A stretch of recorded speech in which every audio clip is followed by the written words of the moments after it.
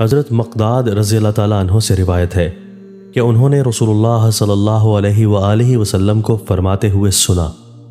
اللہ روئے زمین کے ہر شہر و بستی کے ہر گھر میں کلمہ اسلام داخل فرما دے گا، خواہ اسے کوئی عزت کے ساتھ قبول کر لے یا ذلت کے ساتھ زندہ رہے۔ وہ لوگ جنہیں اللہ عزت عطا فرمائے گا تو وہ ان کو اس کا اہل محافظ بنا دے گا،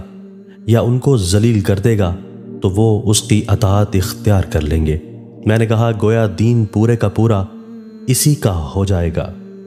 حضرت ابو ہریرہ رضی اللہ تعالیٰ عنہ بیان کرتے ہیں، رسول اللہ صلی اللہ علیہ وآلہ وسلم نے فرمایا، جب تم میں سے